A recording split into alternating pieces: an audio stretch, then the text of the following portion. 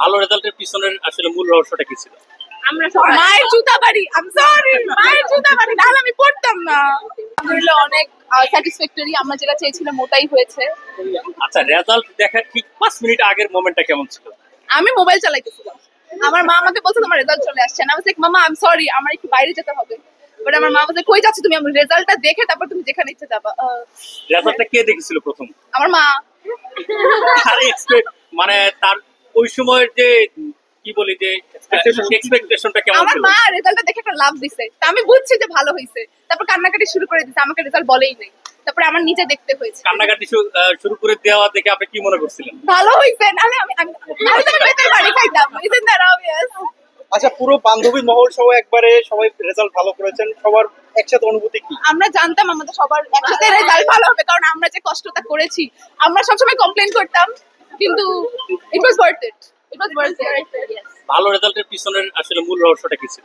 আমরা সবাই মায়ের জুতা বাড়ি। আই এম সরি, মায়ের জুতা বাড়ি, নাহলে আমি পড়তাম না। রুটিন মেইনটেইন করা হতো কিভাবে? আমি রুটিন মেইনটেইন করতাম না, আমরা কেউ করি না। রাত 3টা বাজে আমরা মেসেজ দিতাম একজন আরেকজনকে, সবাই অ্যাক্টিভ থাকতাম, সবাই কি সুস্থ নাকি? পড়তাম। আপু, আপনি আবার আসলে কি বললেন, সবচেয়ে রেজাল্ট ভালো করার আসলে কার বেশি অবদান, এবং মা বাবার। একটু আগে যেটা বললেন এটা কেন বললেন, মায়ের একেবারে কেন বললেন? এটা তো ইম্পর্টেন্ট, সবার ছাড়া আসলে কেউ রেজাল্ট ভালো করে না, যে যাই বলুক। আচ্ছা, আপনাদের সবার কি আসলে জীবনের হবি এক?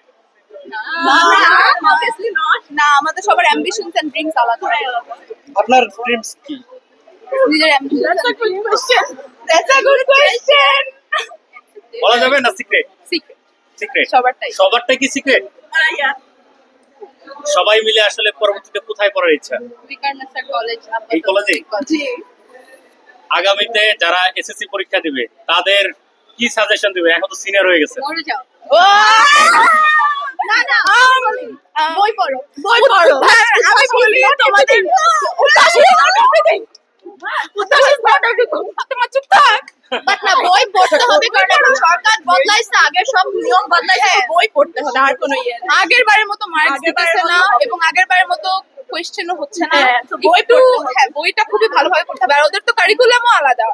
কোন সাবজেক্টে সবথেকে বেশি হার্ড ছিল এবং টেনশনে ছিলেন এই সাবজেক্টটা নিয়ে? ফিজিক্স, কেমিস্ট্রি, কিন্তু ওগুলো সবচেয়ে ভালো করছি, নট জানা লাই। ম্যাথ কেমন হয়েছে? আলহামদুলিল্লাহ ভালো হয়েছে। অনেক বেশি পারদর্শী মনে হচ্ছে আপনার কাছে।